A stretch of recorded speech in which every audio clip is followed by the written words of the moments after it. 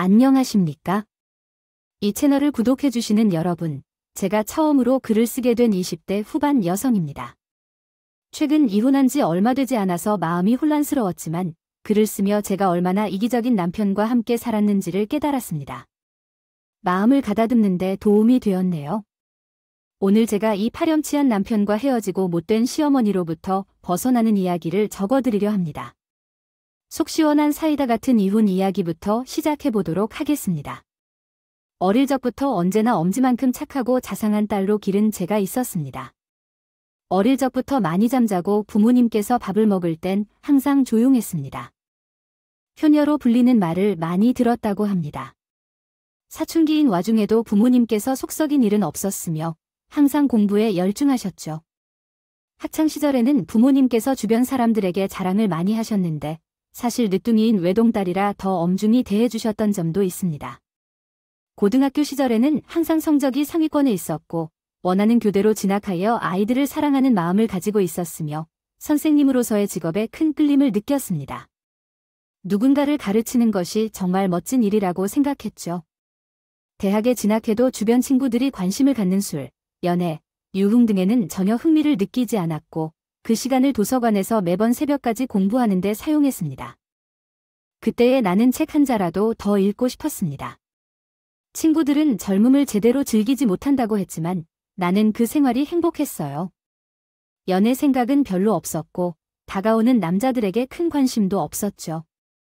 그렇게 나가 노력하는 대로 학과에서도 좋은 성적을 거두고 대학을 1등으로 마쳤습니다. 그 후 교사가 되는 꿈을 품고 임용고시를 공부하다가 너무 어렵다는 느낌을 받았을 때 스스로 마인드 컨트롤이 어려웠던 순간이 있었어요. 아마도 삶에서 가장 힘들었던 때가 아니었을까 싶네요. 우리 아빠는 나를 교사로 보지 못했지만 계속해서 이어지는 문장을 추가해주세요. 예, 그가 항상 내 옆에 있는 것만 같았어요. 갑작스레 사망하셨거든요. 교통사고로 그 자리에서 바로 사망하셔서 그렇게 우리 어머니는 홀어머니가 되셨습니다. 아무런 문제 없이 평온하게 살아왔던 제와 어머니는 큰 충격을 받고 굉장히 힘들어했습니다. 사망하신 뒤에는 계속 악몽을 꾸면서 잠을 이루기 힘들어하였고 어디를 가든 아버지 목소리가 들리는 듯하여 집에 들어갈 수 없었습니다. 저를 불러주는 목소리가 귀에 울렸고 아버지의 옷장을 열어보면 아버지의 향기가 아직도 났었거든요. 49일이 지난 뒤 저와 어머니는 정신을 차리고 살아가야 한다는 결심을 하였고 함께 솔직한 대화를 나누게 된 것 같아요. 딸이 전날 아버지가 나가기 전에 무슨 일을 하던 거예요? 아니, 뭘 했는데요? 아버지가 죽을 걸 안다고 생각했나요? 뭔가 쎄한 느낌을 받았던 건가요? 돈이 있다면 하루 일 안 해도 건물 하나 있었으면 좋겠다고 말했던 것 같아요. 그게 마지막 소원이었대요. 정말 그랬나요? 사고 예감이었던데 어떻게 미리 아셨을까요? 사고인 것 같아요. 아버지가 일하러 가다가 사고가 난 건가요? 그날 보내지 말아야 했던 걸까요? 돈이 뭐 때문에 웬수인가요, 딸아이? 안타깝다고 하루하루를 보내면서 이런 고비를 경험해보지 못한 제가 굉장히 당황스러웠고 어떻게 해야 할지 모르겠어요. 이겨낼 수 있을까 찾아보다가 흥미로운 취미를 찾아 틈틈이 즐기기로 결심했습니다. 이것이 제가 생각한 삶을 이기기 위한 방법이었거든요. 찾아낸 취미는 기타 배우기였고 그것으로 기타 동호회에 가입하게 되었습니다. 그곳에서 처음으로 제 남편을 만나게 되었죠. 그는 추울 틈 없이 따뜻하게 반겨주었고 연애 경험이 부족한 제를 귀엽다고 생각했어요. 우리 둘은 굉장히 가까이 사는 관계였기에 자주 만나러 다녔고 사실 남편은 저보다 7살이 많았습니다. 그러나 그 나이 차이는 크지 않다고 생각했습니다. 생각해보니 꽤 차이가 났던 것 같아요. 그 이후에 기타를 차근차근 잘 알려주는 남편에게 더 호감을 느꼈고 그 호감을 남편도 느꼈는지 공주처럼 잘 대해주었고 어려운 일이 있을 때마다 듬직하게 지켜주기 시작했어요. 그러다가 우리는 연애를 시작하게 되었죠. 우리가 연애를 시작한 후에는 개인적인 운이 좋아졌는지 임용고시도 더 공부할 필요 없이 바로 붙게 되었고 제 일도 열심히 하며 만족스러운 생활을 즐기는 중이었던 것 같아요. 그때까지만 해도 아빠가 보내주신 선물 같은 존재였어요. 이런 사람은 없을 거라고 생각했거든요. 남편은 여행사에서 사무직으로 일하고 있었어요. 수입은 제보다 적었습니다. 그러나 부부가 된 후에는 함께 가게를 이끌어 나갈 것이라고 생각했고 스스로가 지혜롭게 잘 해낼 수 있을 것 같은 자신도 있었어요. 또한 평소에 꼼꼼해서 친구들 사이에서도 총무를 맡기도 했거든요. 남편은 제보다 나이가 좀 있었고 혼기가 꽉 찬 나이였기에 자연스레 남편에 맞춰 결혼을 생각하게 되었고 다른 친구들보다도 조금 일찍 시집을 가게 된 것 같아요. 결혼 준비를 하던 중에 엄마로부터 전화가 왔어요. 그때 엄마가 말씀하셨던 딸아, 결혼 준비는 잘 진행 중이니 고생 많지 않겠죠? 뭐 무슨 일이 있어? 오늘 그 전에 이야기했던 그건 무슨 건물이었죠? 아빠가 보험금을 모아두었던 것과 제가 매입한 것을 합쳐서 너희 아빠의 건물을 샀어요. 아빠가 건물을 사고 싶다는 목소리가 귀에 들리기도 했고 나도 노후를 생각해서 며칠 동안 밤을 고민한 끝에 결정했어요. 잘 했다고 생각해요. 예전에는 내가 말을 안 들었는데 이제 아빠도 좋아하실 거예요. 그런데 딸이 서방에게는 내가 건물을 샀다고 말하지 말라고 했는데 왜 그럴까요? 서방도 좋아할 텐데 가족 사이인데요. 재산에 대해 쉽게 이야기하는 것은 좋지 않다고 생각해요. 또한 그냥 가족 사이에서 서방을 못 믿는 게 아니지만 그런 느낌이 좋지 않을 것 같아요. 엄마 말을 알아요. 네, 알겠어요. 어쨌든 엄마, 축하해요. 곧 직접 들리겠어요. 아빠가 꿈꾸던 대로 되셨네요. 부모님도 미흡한 점이 없었습니다. 기다리셨던 청년이라 더욱 인사하여 주세요. 엄마와는 반대였지만 실은 결혼하면서부터 남편은 나이가 좀 있어서 그런지 순간순간 여자가 이렇게 해야 한다는 말을 많이 하곤 했어요. 며느리는 이렇게 해야 한다던가 아내는 이렇게 해줘야 한다든지 생각보다 더 가부장적이었어요. 제가 한참 어른과 결혼한 것도 아닌데요. 연애를 3년을 했는데도 처음 보는 모습이었거든요. 하지만 요즘 세상은 많이 바뀌었고 저도 집에 경제적으로나 전반적인 부분으로 많은 기여를 하고 있었기에 그다지 기죽을 필요는 없겠다 싶었어요. 어느 날은 남편이 갑자기 안 지낸다던 제사를 지내야 한다고 하는 게요. 아니야. 여보. 혹시 다음 명절부터는 우리 집 제사 좀 맡아서 지낼 수 있을까? 왜 갑자기 그런 말이 없었어? 갑자기 결혼하고 며느리가 들어오니 없던 제사가 생긴다고? 그런 게 어디 있어? 아니, 왜 그런 식으로 말을 해? 그런 게 아니잖아. 잠깐, 엄마가 나이가 많아서 쉬고 있던 거야. 우리가 하려는 거지. 예전에 우리 엄마도 했었다고 해. 사실은 미신이긴 하지만 조상을 모셔서 우리에게 나쁠 거 없잖아. 참으로 연하기로 결정한 것만으로 엄마가 예쁜데 제사 지내면 한층 더 좋아하겠지. 미리 얘기를 나눌 계획이 아니었는데. 갑자기 생겨나는 것이 어딘지 이해가 안 가. 그렇게 지내고 싶다면 오빠가 지내라고 했어. 나는 당신 할머니, 할아버지 얼굴조차도 못 봐서 배워온 게 없어. 게다가 제사 음식도 잘 못해. 그냥 그때그때 우리가 먹을 것만 조금만 하는 거야? 나 예쁨을 얻으려고 몸을 축내면서 제사 지내고 싶진 않아. 이해해줘. 갑자기 남편이 제사를 지내야 한다는 말에 어이가 없었지만 처음 겪어보는 일이라 잘 대화하고 넘어갔다고 생각했어요. 남편이 잘 이해했다고 생각했는데 정말로 진지하게 제사를 준비하고 싶으셨던 건지 궁금했어요. 어머님께서 계속 전화를 하시는 것이 아닌가 걱정했고 착한 딸로 조용히 자란 게 아실일 거라 생각하며 또한 제 나이가 어리다 보니까요. 다루기 쉽을 것 같습니다. 아간하다가 제사를 지내지 않는다고 했다며 아들에게 오늘 들었다는 거죠. 아내, 아무래도 제가 시집보고 갑자기 생기는 제사가 좀 그래서 갑자기 생기는 죄사라니 원래 있던 전통이에요. 새로 온 며느리가 왔다면 인사도 드리고 밥도 해드려야죠. 조상님들이 얼마나 좋아하실지요. 밥 먹고는 너희들이 하는 일 다 안 되게 하실 걸 그게 뭐가 어렵다는 거죠. 크게 동네 잔치를 하는 건 아니지만 죄송해요 어머님. 매 명절마다 제사를 지내고 하는 게 힘들 것 같아요. 미리 얘기를 들은 것도 아니고 당황스러워요 중에요. 죄송합니다. 제가 조상분들께 따로 감사하는 마음을 가지고 살도록 노력하겠습니다. 당돌한 애라고 생각 못했네요. 그래서 이제는 결코 지내기 힘들다는 것을 알았습니다. 왜 제가 그 제사를 지내야 했는지 아직도 이해가 잘 안 되네요. 아마 그냥 시집살이 시키려고 하신 것 같기도 합니다. 그 이후로 어머님은 저에게 실망하신 건지 시댁에 가도 무시당하고 말마다 딴소리를 하시기도 했어요. 제가 제사를 지내야 한다고 말씀드리기 전까지는 계속해서 그러실 것 같았지만 저도 굽힐 수 없었습니다. 어쨌든 그러라고 하셨으니까요. 제사를 지낸다면 어머니와 아버지가 가시기까지 책임지고 해야 할 것입니다. 그런 것 같았어요. 또 이런 상황에서 재판을 들어주지 않고 오히려 제사를 시키려는 남편이 저는 야속하게 느껴졌어요.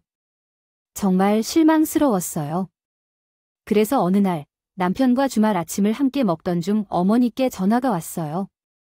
남편은 전화를 받고 얼굴이 심각해졌어요.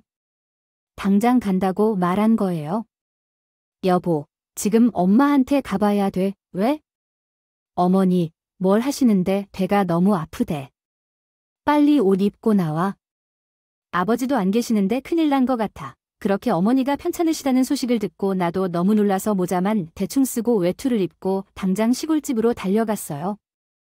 어머님은 배가 아프다며 대굴대굴 구르고 계시고 남편은 바로 어머님을 놓고 병원으로 갔어요. 바로 병원으로 향했습니다. 가는 동안에도 어머님은 명치가 너무 아프시다며 숨을 쉬시기도 힘들어했고 저는 어떻게 해야 할지 모르겠지만 계속해서 등을 두드려주고 배도 쓰다듬어주며 도와드리려고 노력했어요. 그렇게 응급실에 도착하고 어머님은 진통제를 맞고 나서야 좀 나아지셨어요. 의사 선생님께서는 갑작스러운 위경련을 보인다고 말씀하셨어요. 다행히 큰 병이 아니라고 해서요. 아이고 배야, 정말 죽는 줄 알았어요. 진통제를 먹고 나니까 이제야 어머님 정말 얼마나 놀란 것인지 모르겠어요. 그래도 다행이에요. 큰일이 아니라서 급하게 먹었더니 이런 일이 벌어져서요. 늙은이에게는 많은 일들이 생기네요. 정말 어머니는 입원을 하시는 게 좋다고 하시는데 2일 정도면 충분할 것 같다고 하시네요. 연세가 있으시니 회복 속도가 조금 느릴 수도 있다고 하시니 경과를 지켜보고 싶으신 모양입니다. 의사가 그렇게 하라면 맞는 일이겠죠. 다시 집에 가다 쓰러진다면 어쩌겠어요. 그러니 이번 수속을 빨리 하고 올게요. 보험비가 나와야 하니까 2인실 정도가 편할 것 같네요. 하루당 8만 원씩 나온다니까요. 이번 수속을 하러 가는 도중에 남편이 나와서 황당한 이야기를 꺼내더군요. 득실로 하기로 했어. 엄마, 특실을 어떻게 하지? 여보, 2인실로 해야지. 그게 병원비를 줄일 수 있어요. 어떻게 할지 모르겠는데 특실이 얼마나 비싼지 우리가 재벌 가문이 아닌데 엄마가 타인과 함께 있는 것을 싫어해요. 엄마가 시끄러우면서 옷을 잘 못 입기도 하고 여유가 없는데 엄마가 안 좋으신데 돈이 아까워서 오빠가 그래. 특실 비용이 어느 정도인지 여기는 큰 병원이라 하루에 50은 최소요. 이틀이면 100은 나오는데 돈 문제가 아니고 2인실에 계셔도 상관없으셨는데. 우리 길을 옆에서 속삭이는 어머니께서 들으셨나 봐. 특실을 가셔야 한다고 시부르기 시작했어요. 좀 낫다고 하신 건지 고개를 굳게 드시면서 말씀하셨어요. 제 생각에는 굳이 특실까지 정말 필요 없었던 것 같은데요. 어떤 문제가 있나요? 돈이 문제야. 아이고, 아들내미를 열심히 키웠더니 서로 죽겠네. 나는 남들과 잘 섞이지 못하는 편이야. 시끄러운 것도 질색이고. 너희 엄마는 좀 다를 거야? 우리 아들이 날 잘 알거든. 무슨 말씀이세요? 어머님, 왜 갑자기 우리 엄마 얘기가 나와요? 너희 엄마는 그냥 노시잖아. 난 이럴 때나 쉬지 못해. 요즘 얼마나 바빴는지 말도 못해. 그냥 특실로 한다고 해. 어머님, 그렇게 바쁘시지 않잖아요. 제가 수익도 다 알아요. 아버님과 사무실에만 계신다는 것도 다 알아요. 제가 이렇게 말해도 어머님은 계속해서 특실로 가고 싶어 하신다고 하셨고 결국 어머님은 위장염으로 인해 이틀 동안 특실에 입원하게 되셨습니다. 이 사건으로 인해 남편과의 관계는 급속하게 악화되기 시작했습니다. 생각보다 남편은 제가 효도해 주길 바라는 것 같았어요. 제사 때부터 받아주어야 했던 것 같아요. 오빠, 왜 아까 아무 말도 안 했는지? 어머님이 우리 엄마 얘기할 때 너 정말 불편해했는데 사실 엄마가 말이 과하다고 해서 그런 게 아니잖아요. 너는 용돈을 쓰고 부업만 조금 하는 것도 있다고. 그리고 우리 엄마는 계속해서 힘들게 일하고 사무실에 나가곤 하지. 이런 때에는 체념해야 할 때예요. 보충해야겠어요. 오빠 말은 다 했어? 우리 엄마를 어떻게 생각하는지 정확히 알겠네. 지금 어머님도 나 제사 안 지내겠다고 한 이후로 고가화하시는데 오빠도 그런 거구나. 얼마나 우습게 봤으면 결혼하고 나서도 이래. 오빠도 내가 우스웠어. 결혼하고 나서 갑자기 효자가 되고 그걸 왜 내가 해야 하냐고. 왜 내 부모가 너 부모고 너 부모가 내 부모인 거지? 뭘 그리고 내가 언제 우습다고 그랬니? 지금 오빠 하는 게 그래 내가 어리다고 온전하는 것 같아. 완전 무시하고 있어. 그 이후로 우리는 계속해서 사이가 틀어지기만 했고 남편에 대해 계속해서 실망하기 시작했습니다. 저를 감싸주지 않는 남편과 마음에 들어 하지 않는 시어머님 덕분에 아무것도 모르는 순하고 어린 여자라고만 여겨졌던 제가 정말 황당한 일을 겪었습니다. 어머니께서 이틀 동안은 부족하다 하시며 갑자기 일주일 동안 특실에 머물고 싶다고 하셨습니다. 처음에는 진통제를 맞으시고 괜찮아 보이셨지만 결국 6박 7일 동안 아프다고 하시며 특실에 머물게 되었습니다. 아마도 특실이 매우 편하셨던 모양이었나 봅니다. 그 돈은 저희가 모두 지불해야 했는데 거의 300에서 400만 원을 특실비로 내야 했습니다. 우리 가족은 재벌 가족도 아니었고 실제로는 불필요한 비용이었죠. 어머님이 그렇게 아무렇지 않게 퇴원하셨어요. 오히려 얼굴이 더 좋아 보이셨고 살도 좀 늘으신 것 같았어요. 저는 특실에서 굳이 지내신 것에 화가 났지만 제 엄마를 모욕한 남편과 시어머님을 용서하기가 힘들었어요. 마음 깊은 곳에서는 그들을 점차적으로 떼어내고 있던 것 같아요. 올해 제 나이가 30이 되는 해라더니 딱 일주일 뒤에 친정엄마도 병원에 가게 되셨어요. 갑자기 엘리베이터에서 쓰러지셨고 119로 병원에 이송이 되셨고 저도 그 소식을 듣고 급하게 병원으로 향했어요. 모든 검사를 받고 얘기를 들어보니 혈액에 문제가 있었다는 얘기를 들었어요. 피 수치가 전체적으로 많이 낮았고 수혈을 받아야 한다는 얘기도 들었죠. 시어머니는 위험 상황에서 즉각 남편과 함께 집에서 병원으로 옮겨져야 했는데 엄마는 다른 사람에 의해 발견되어 병원에 가야 했던 것도 마음이 걸렸어요. 그러면서 제가 너무 엄마가 고생하시며 돌볼 때 제게 충분한 신경을 쓰지 못했는지 엄마 스스로 자책하고 괴로워하는 것을 보았어요. 병이 심각한 것은 아닌지 걱정되고 의사로부터 정기적인 검사를 받아야 하며 골수 검사도 해야 한다는 이야기를 들었습니다. 당신이 하셨다는 말로 시작을 하며 면역력이 좋지 않아서 감염에 취약하다고 하셨으나 정확한 결과는 나오지 않았지만 장기적으로 문제가 될 수 있다고 말씀하셨다고요. 정말 청천벽력 같은 소식이었어요. 엉엉 울면서 남편에게 이 소식을 알리게 되었습니다. 우선 병원으로 와야 할 것 같은데 엄마가 많이 안 좋아하는 것 같고 혈유감일지도 모른다는 겁니다. 그래서 어떻게 할지 고민되고 있습니다. 입원해야 하는 상황인 것 같은데 당연히 그렇게 해야겠죠. 골수 검사 예약도 잡아놨고 그때까지 계속 수혈을 받아야 한다는데 미치겠다. 진짜 입원해도 우선 알았어. 남편과는 냉전이었지만 기본적인 소식은 알려야 했기에 말을 했고 병원에 와서 남편의 행동으로 인해 나는 완전히 마음을 끊게 됩니다. 사람이라면 정말 그렇게 하지 못할 거예요. 엄마 특실에 드려야 될 것 같아. 그때 거기는 얼마였지? 지금 감염이 되면 안 돼서 사람 많은 데에는 못 계실 것 같네. 너 특실이 하루에 얼마나 줄 알아? 너희 집 돈 많아서 뭔 특실이야? 아직 무슨 병인지도 모르는데 8인실이면 돼. 여기 병원도 가서요. 8인실도 충분히 좋더라. 아까 사진을 봤어. 야, 너 엄마는 특실이고 우리 엄마는 8인실이냐? 너 정신이 맞아? 생각 좀 하고 말해. 상식적으로 생각을 해봐. 엄마는 위경련이라는 이름이 딱 있었고 장모님은 뭐 딱 나온 게 없잖아. 어떻게 될지 너가 알아? 아무도 모르는 거 아냐?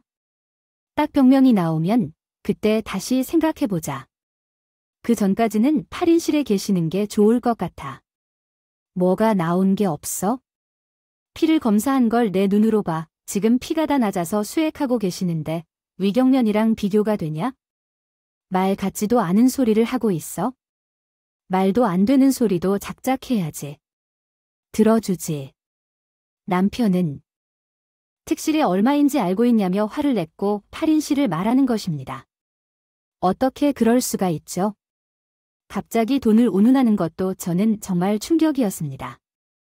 돈을 중요하게 생각하면서 어머님이 특실에 일주일 동안 계실 때는 왜 아무 말도 안 하고 자기 카드를 긁은 거죠? 점점 말하는 것을 보니 엄마를 무시하는 게 확실했고 저를 무시하는 것도 확실했죠. 이러려고 전 결혼한 게 아니었어요. 정말 제 편을 찾아서 결혼했는데 이렇게 망쳐버리다니. 그렇게 저는 화가 머리끝까지 난 채로 당장 입원 수속을 하며 특실을 결제했습니다. 특실로 결제했으니 너 아무런 소리도 하지 마라. 너희 엄마는 그저 부모일 뿐이야. 정말 어이가 없네. 장모님은 집에서 쉬면 되는데 일하시는 분이 아니고 혼자 있어도 되는데 아줌마들과 접촉하고 얘기하고 나면 더 회복이 빨라질 수도 있고 이성적으로 생각해. 일 안 한다는 소리를 그만해야 해. 일을 안 한다고 하면 병원비도 아까워. 이성적으로 생각하고 말하는 게 중요한데 너희 엄마도 빨리 나아지려면 8인실에서 많이 말을 해야 할 거야. 그럼 일주일 동안 꾀병 부리면서 누워있는 일도 없었겠네. 나이 먹고 생각하는 게 그게 다야? 남편은 계속해서 엄마가 일을 안 한다는 것을 언급했어. 돈을 계속 낭비하는 모습을 지속적으로 보였습니다. 어차피 제가 수입이 더 많은데에도 불구하고 제가 더 많이 지출하고 있는 우리 가정의 생활비를 말이죠. 그 이후로 엄마는 수혈을 받으시면서 점차 검사를 진행하셨어요. 엄마가 긴급 상황일 것 같아서 제 소중한 마음을 나눠주지 않으려 하시면서 한숨을 돌린 것 같았고요. 그때부터 계속해서 이혼을 생각하게 되었어요.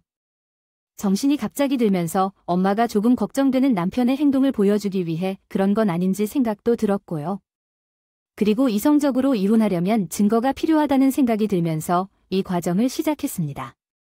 그 이후로 세 차례 논쟁이 벌어지면서 그때마다 녹음을 시작했어요. 정말 감사하게도 수위는 점점 더 높아지는 엄마를 무시하는 발언들에 내가 가만히 듣고만 있었어요. 집안이 싫다는 장모님의 말이나 양심이 없다는 말 등을 들을 때마다 함께 사용하는 생활비의 카드 내역을 모두 확인했더니 80%가 제가 충전했다는 것을 알게 되었어요. 수입 차이가 있더라도 이건 의지 차이로만 볼 수밖에 없었어요. 생활비를 천천히 살펴보니 거의 모두 남편이 자신이 사고 싶은 것을 샀다는 사실을 알게 되었고 또한 시댁에 가서 보험을 핑계로 진단서를 가져오기도 했습니다. 어머니께서는 일주일 동안 증상이 발생하지 않았다는 것도 알아야 했거든요. 이혼을 위한 서류를 차곡차곡 모아두던 중 어머니께서 갑자기 편찮다며 시아버지를 불러달라고 했습니다. 어머니는 3일 동안 특실에 입원해 있었는데 저는 일을 병행하면서 어머니를 돌봐주고 있었습니다. 앉아봐라. 아픈 게 아니고 할 말이 있어서 불렀어 라고 하시던데 시아버지가 사돈이 안 좋아서 누워 계신다고 대략 이야기하셨다는데 정확한 내용은 못 알아들었어요. 골수 검사 결과가 나오려면 시간이 좀 걸릴 것 같습니다. 저도 정확히 말씀드릴 수는 없지만 혈액적으로 상태가 많이 좋지 않으신 것 같아요. 제 생각이 맞나요? 희수지가 다른 사람들보다 훨씬 낫다고 하더라고요. 그래서 생활하기도 힘들었을 텐데 그래서 마음이 좀 아픕니다. 남편한테는 저도 모르게 부정적이라고 말하지 않도록 했어요. 어떻게 된 건지 이해가 안 가요? 양쪽 가족 다 병원에 가고 그리고 내가 갔던 병원에 계시나요? 아니에요. 거기랑 가까운데 다른 병원에요. 엄마가 혼자 계셔서 이제 가봐야 해서요. 우리 엄마 어떠신지 궁금하셨나요? 감사합니다. 신경 써 주셔서요. 어제 아들이 온 것을 사실인데 사돈이 오래 계시는지 모르는데 특실을 쓰는 것이 부담스러워 하더라. 돈으로 만나는 게 아니냐며 너가 막무가내로 들었다고 하더라. 지금 특실을 부르신 것은 돈이 아깝다고요. 진짜 말할 말이 없어. 어머님은 일주일 동안 위길련으로 특실에 계셨는데 근데 왜 우리 엄마는 위기난데도 특실에 가면 안 된다는 거예요? 안 하셨어요. 어머님은 연봉이 몇 억 되시는데요. 그래서 계셨던 거라고 해요. 그러셨으면 어머님이 다 내겠지 그러셨어요. 왜 우리한테 내라고 하시는 거예요? 그리고 제 돈만이 아니라고요. 거의 다 내고 있는데 무슨... 말씀하실 것 같으면 제가 어머님의 특실 비용을 낸 것과 같아요. 그리고 제 엄마가 암이실지도 몰라요. 그 깊은 아프고 아팠던 통증과는 차원이 다르다고요. 정말 기치 구석에 더 이상 못 있겠네요. 이혼하겠습니다. 뭐, 이혼하겠다고요? 여자가 이혼하면 어딜 가서 받아줄까요? 그래요. 그러나 돈이 많으면 상황이 달라질 것 같아요. 유책 배우자인 어머니든 아들이든 돈을 많이 받는다면 괜찮겠네요. 그래서 그 집을 뛰쳐나와서 바로 남편에게 전화를 했습니다. 화가 나서 도저히 제어가 안 되더라고요. 일 끝나고 병원을 다니면서 간병하고 있는 것을 뻔히 알고 있으면서 엄마에게 가서 특실 비용이 얼마나 될지 요청하고 싶었어요. 아깝다고 말한 남편과 저를 불러서 그 말을 전한 시어머님까지 총체적 난국이었습니다. 둘이 얘기할 거리가 돈 아깝다밖에 없었을까요? 이혼해서 더 이상 너랑 살맛대고 못 살겠다. 엄마한테도 뭐라고 했는데 싸가지 없다고 노발대발이 쉬어. 그건 내 엄마한테 물어봐. 이혼하고 유책 배우자는 너야? 병원비를 함께한 것도 다 내놓고 너 같은 생활비들도 다 내놓으면 돼. 깔끔하지.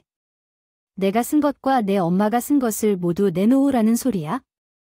내 엄마가 아프니까 너도 제정신이 아니니? 그렇게 못하지. 어디서 억지를 부려?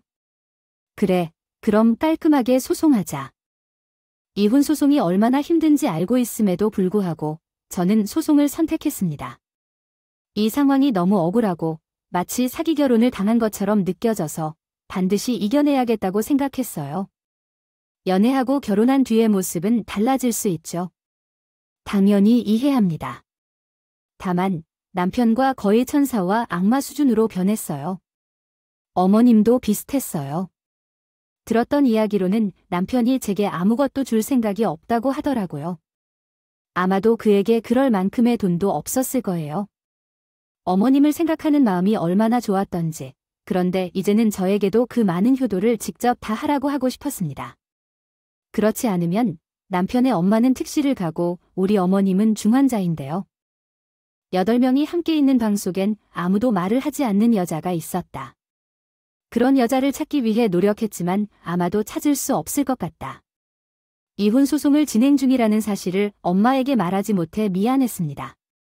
몸 관리에 전념했으면 했는데 얼마나 마음이 아프셨을지를 상상하면 안타까웠습니다. 처음에는 긴급한 상황은 해소되었고 다행히 혈관 질환은 아니라고 판정받았습니다. 대학병원을 찾아가면서 정기 외래 진료와 약물 치료를 받았으며 안정된 상태로 회복 중이었습니다. 얼마나 오랜 시간이 흘렀는지, 얼마나 많은 어려움을 극복했는지를 되새겨봐도 여전히 힘들었습니다. 아빠를 잃은 것과 마찬가지로 엄마를 잃은 것처럼 마음이 아팠습니다. 같았다면서 너무 무서웠어요. 그래서 저는 엄마와 함께 대학병원만 주기적으로 다니기 시작했고 그때서야 이혼 소송을 엄마에게 말했어요. 엄마는 성에 없는 남편을 알아차렸는지 믿어주시고 응원해 주셨습니다. 일도 하고 병원도 함께 다니고 이혼 소송도 하다 보니 몸이 얼마나 부족할 지경인지 깨달았습니다. 그렇게 시간을 내어 부동산에서 일하는 친구를 만나 재웠어요. 너 예전에 엄마가 그쪽에 건물이 있다고 했지 않았니? 맞아. 아빠가 돌아가시고 보험금으로 매입했었어. 그걸로 임대료를 받고 있는데 왜 무슨 문제가 생겼어? 아니, 대박. 너 거기 지하철이 들어오는 것 알아?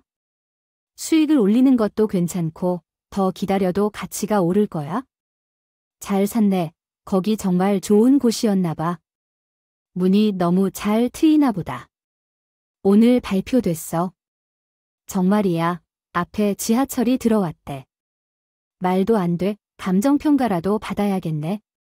부동산 일하는 친구들이 사실이었어. 건물 자체가 초역세권으로 분류돼서 시세 차익이 많이 생겨서 재테크 상담받으면서 작은 건물을 매입하기도 했어. 이번에는 내가 여태까지 모았던 돈도 함께 투자했어. 집에도 들어가지 않아서 남편도 상상 못했을 거야. 돈을 그렇게 들여다 보일 순 없지만 탈인실로 가라고 했던 남편이 이 소식을 알게 된다면 어떨까요? 정말 우습더군요. 그렇게 변호사 사무실을 왔다 갔다 하던 와중에 남편을 만나게 되었어요. 그때 저와 함께하는 변호사 사무실에 옆 건물에서 다른 변호사에게 상담을 받고 있더라고요.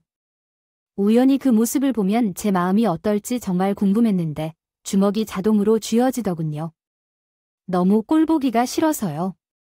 코웃음을 치면서 무시하고 지나가려던 중에 저를 불러세우는 게 아니겠어요? 어이없는 바빠 보이네요.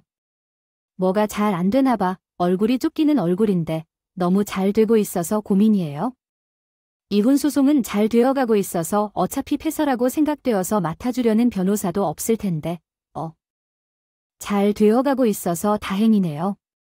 저도 너와 잘 되어가고 있는데 너랑 헤어지니까 뭔가 술술 풀리는 기분이 들어서 사업을 해보기로 했어. 사업을 아무나 하는 것이 아니라 너처럼 돈에 밝은 사람이 하면 금방 망할 것 같아.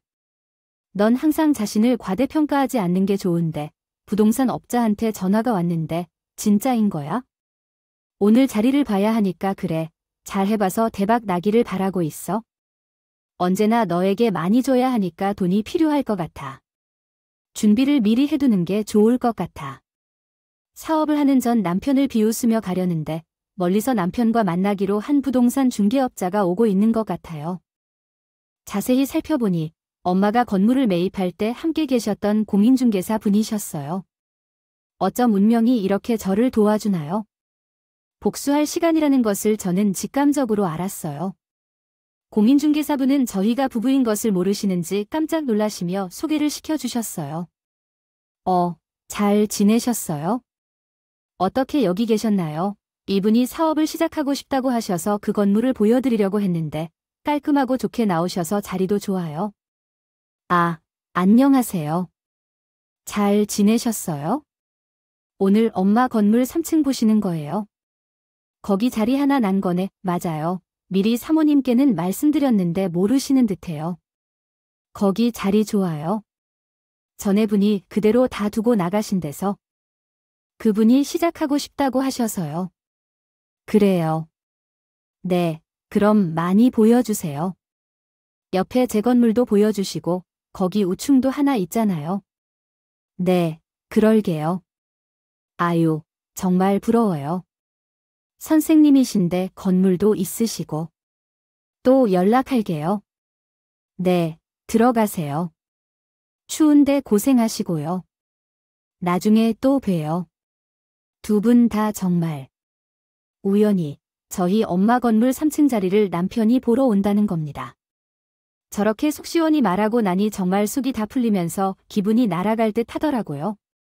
엄마가 결혼하기 전에 건물 얘기를 하지 말라는 것을 듣기 잘했다는 생각도 들면서요. 제 말을 듣고 잘못 들었나 눈을 크게 뜨고 놀래는 남편 얼굴도 여러분이 보셨으면 좋았을 텐데요. 정말 입 벌리고 제 말을 듣더라니 두리번 저희 엄마 건물도 다시 한번 보면서 그렇게 저는 그 자리를 나오려는데 남편이 쟤를 잡는 것 같았어요. 너 왜 너네 엄마 건물 있는 거 말 안 했어? 여유 있으실 만큼 있으시네. 왜 말을 안 했냐고? 그걸 너한테 말해야 할 의무라도 있어? 어딜 잡아? 지금 경찰에 잡혀가고 싶어 이거다. 장모님 돈 여유 있으신 걸 알았으면 우리 여기까지 안 왔어. 난 일 안 하시고 적적하실까봐 8인실로 가시라고 했던 거지. 맨날 혼자 계시니까 특실까진 필요 없다고 생각했고. 이제 와서 왜 말이 달라져, 너네? 엄마한테 특별한 돈이 아까워하는 것을 말했잖아. 우리 엄마 건물이 있다는 걸 몰랐지? 어떡 하면 좋을지. 하나 더 있는데 건물을 알아보고 있었는데 우리 건물로 들어와서 잘해줄게. 내가 본 월세의 2배를 받을 테니 미안하다. 뭔가 오해가 있었던 것 같다. 나는 편협하게 사람을 판단했어. 그런데 진짜로 오해야 해. 나는 진짜 어머님을 무시한 적이 없어. 사과할게. 내 마음이 풀리지 않는다면 우리 엄마도 와서 사과하라고 할게. 내가 어려운 상황에 있다고 생각해 어른인 척한 게 아니라 우리가 몰랐어. 끝까지 거짓말이네. 입이 아파. 법원에서 볼 거야? 그 후로엔 덴체. 법원에서 이것저것 모은 증거들로 승소하였고 유체 배우자는 남편으로 인정받게 되었습니다. 나는 그러한 대우를 받으면서 일을 하면서 가정에 최선을 다했었거든요. 이런 사실들이 입증되어 나에게 유리한 쪽으로 전개되고 있는 것 같습니다. 남편은 법원에 나가기 전까지 전화를 걸어서 자신이 잘못했다며 울고불고 붙잡기 시작했습니다. 나는 한순간도 동요하지 않고 모든 것을 진행하였고 결국 어머님께서도 전화를 걸어서 사과하셨습니다. 하지만 지금 이 시점에서 어찌 의미가 있겠습니까? 남편을 사랑하지 않았고 결혼 자체에 어떤 의미도 없었습니다. 그래서 시원하게 이혼을 하고 이후에는 엄마와 정말 행복하게 살고 있습니다. 방학 때마다 엄마와 함께 세계 일주를 다니기로 약속하고 이번에는 유럽을 함께 여행하고 왔어요. 다음으로 미국도 함께 갈 예정이에요. 엄마와 저 둘 다 혼자 있어도 서로 의지하며 잘 지내고 있어요. 아빠는 변호사분에게 스트레스를 받다가 자책하다 그만두었다고 해요. 그러더니 여유가 없어져서 대출을 받아 뭔가를 하다가 파산을 신청했다고 합니다. 저는 이혼한 이후에 부끄러운 점은 없어서 사실대로를 친구들에게도 말했고 이 이야기가 동네 소문이 됐는지 시부모님 부동산에도 영향을 주었습니다. 문을 닫게 되었다는 기쁜 소식도 들었고요. 여러분께 사연을 쓰려고 하다 보니 이야기를 간결하게 전하고 싶어요. 저는 얼마 살진 않았지만 착하게 살아온 분들께는 복이 오고 나쁘게 살면 벌을 받게 된다고요. 아버지께서 돌아가신 후 힘들 때에는 하늘신께서 도와주시나 봅니다. 야속하다고 불평을 했지만 모든 일이 우리 아버지가 저와 어머니를 지켜주신 덕분인지 생각해봅니다. 항상 구독자 여러분들 가정의 행복이 깃들길 기원합니다. 읽어주셔서 감사합니다.